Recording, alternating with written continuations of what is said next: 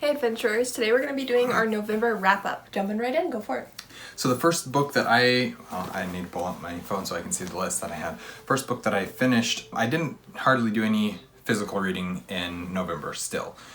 Next month maybe I'll be able to get to more. But anyways, the first book that I finished in November on audiobook was Maduke. This is the last book in the Leoness trilogy by Jack Vance. So first one was Leoness or Soldier's Garden. And then the second one was The Green Pearl, and the third one was Maduke. And of the three, I really enjoyed all three of them, but Maduke specifically, I really enjoyed. A lot of that had to do with the main character, but it also took so much of what was built on in books 1 and 2, and then finished out all those storylines so nicely, and so it worked really well for me. The first book I finished was the book Prejudice by Nadine Brandes. I was really excited to read this one, and I enjoyed a lot of things about it. I don't know if it's my favorite Nadine Brandes book. It has a reputation for being the best one she's ever written, and I do think that that's an accurate statement. It's just not my personal favorite.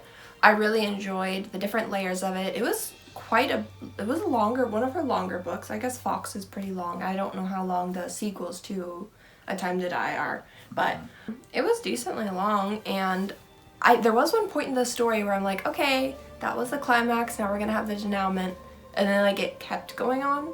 So it was noticeably long for me for that reason, and I don't think that took away from the story exactly. I wasn't able to predict that more was going to happen. I kept thinking we were like at a stopping point, but... Is it denouement or is it denouement?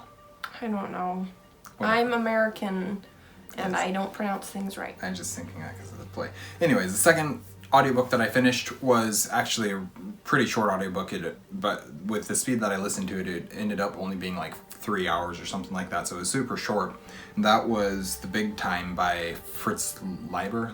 I don't know. I don't ever know how to pronounce it. I'm American.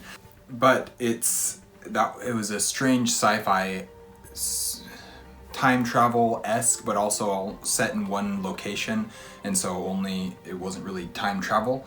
It was just characters from various times traveling to this one location and interacting in this one location. It was kind of weird. It was really, I don't know exactly how to explain it, but it was really fun. I did really enjoy it, so I'll stop there.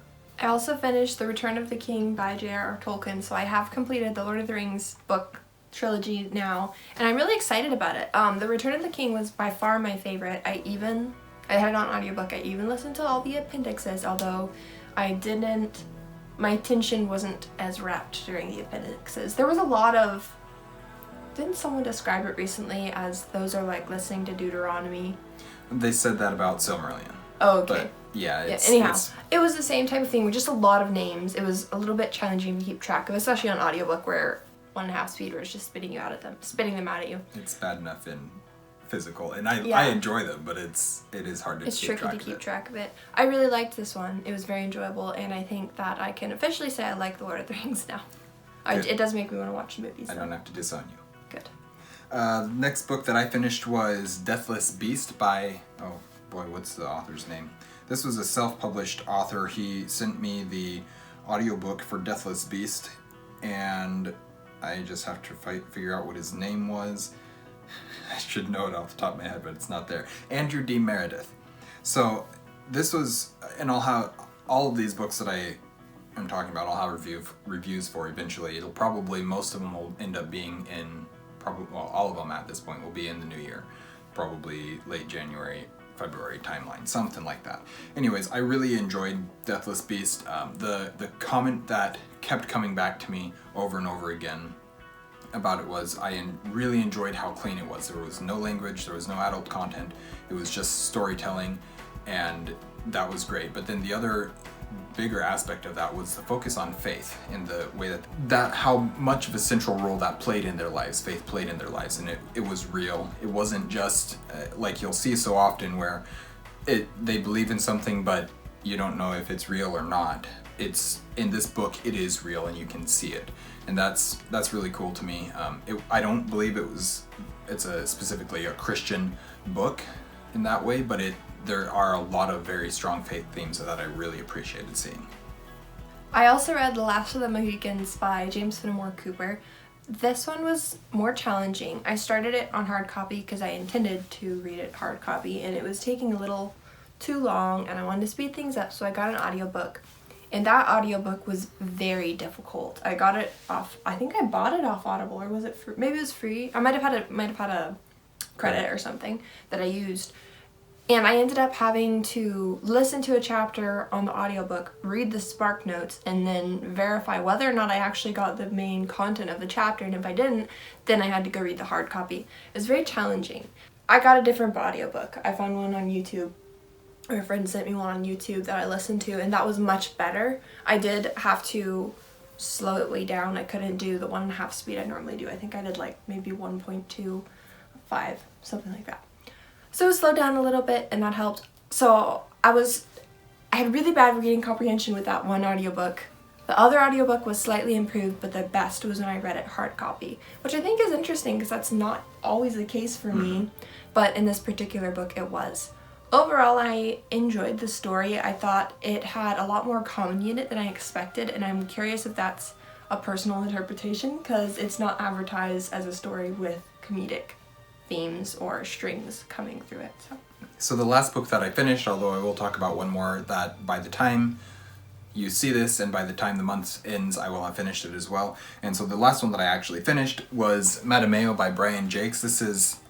I read this one specifically because I needed to read a Redwall book in the year 2022 because I hadn't read one yet. And so this is one of my favorites, and I needed to reread it for my big Redwall reread that I've been in the middle of for almost 3 years now.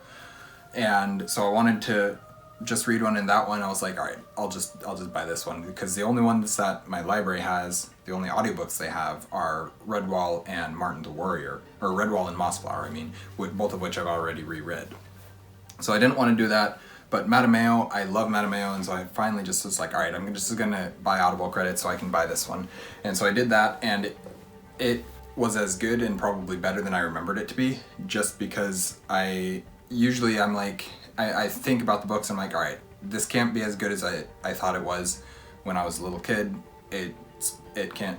It's probably all just nostalgia. But then I read it, and the storytelling in this one is so good, and it's the character arcs, really everything about it, the villains. Oftentimes the Redwall books have a kind of a one-off villain, and you don't expect to ever hear anything about them again, see anything about them again, except maybe a reference in a future book sometime or something like that, but probably not. It's probably just going to be a character that plays really no important role. But the way that the villain is created for this one works so well, and it's just everything about the book was like taken to another level for Brian Jakes, and I love Brian Jakes as it is. So anyways, I really, really enjoyed Matameo, and I can't wait to get to my review of that one. The other book I read was Pride and Prejudice by Jane Austen. I listened to this one on audiobook and I loved it, especially going right from The Last of the Mohicans, which was a very challenging audiobook for me, to Pride and Prejudice, which I've watched the Colin Firth film so many times, and it's a fantastic adaptation. It follows it almost scene for scene. A lot of the dialogue is the same, so I had a visual image with everything I was reading. Plus, it's just so enjoyable. The characters are so much fun. The drama, like I was anticipating what was going to happen. It was I personally thought it was a fast-paced book. And I'm curious if that's the audiobook, like the way I interpret it, because I listened to it on audiobook. I also listened to a great chunk of it at once, one day at work, so I really enjoyed that. And then the last audiobook that I am currently listening to and have about, an hour and 10 minutes left, something like that, is Tales from Earthsea by Ursula K. Le Guin. This is a collection of short stories. There's like 4 or 5 short stories in this collection that is set between, the stories are set all throughout the timeline of Earthsea, but you're supposed to read it as book 5 in the series. And so I've been trying to get through all of Earthsea by the end of the year, and this is the next one that was up, and so I started listening to it hoping to finish it in November, and I think I'm going to. As for thoughts regarding it, I don't really have thoughts regarding it yet. I'm sure I will when I do a review of it, but at the moment I'm just going to save it and move on. I also read Hamlet by William Shakespeare. I really enjoyed Hamlet. I once again. I was comparing that book to my reading comprehension of Last of the Mohicans, and I understood that one far more. It's so short. I didn't realize it was so short because I think the edition we have either has other Shakespeare books in it, or it has a big foreword or afterword written not by Shakespeare, something like that. And so I was anticipating it being a much lighter read. I had it on my Kindle and I ended up whizzing through it. It was very enjoyable. I read it more out loud than I normally read. It was in my head, but I don't normally actually like say words in my head, and I did this one and it made it really nice because Shakespeare is almost like poetry. You kind of need to hear it flow to get the gist of what's going on, and I really liked it. It was a great story. I also read The Humans by Matt Haig. I stumbled across this in the library when I was looking for The Midnight Library by Matt Haig, which I still haven't read yet, and I liked the synopsis. I sat down and I read it and I really enjoyed the book. It's a science fiction from an alien who is put into the body of a man and forced to live their life, and his goal on Earth is to eliminate certain beings who have the answer to an equation, a mathematical equation that could change the lives for the aliens. So that would change the whole course of history. So it's an alien the story is about an alien viewing humans and that perspective, what an outside perspective of humanity and mortality looks like. It was very, very interesting. I really enjoyed it, and it was one of those books that kept me very engaged. I was eager to sit down and read it again. I looked forward to that. That's my reading month. Yeah, that's all that I got through as well. I'm still slowly working my way through The Dead Zone by Stephen King. Hopefully this month meaning December, I'll have finished it up. We will see though. Anyways, thank you guys for watching an Erudite Adventure. We post videos every Monday and Thursday. We have our social medias linked in the description down below, and we'll see you guys again soon. Stay warm.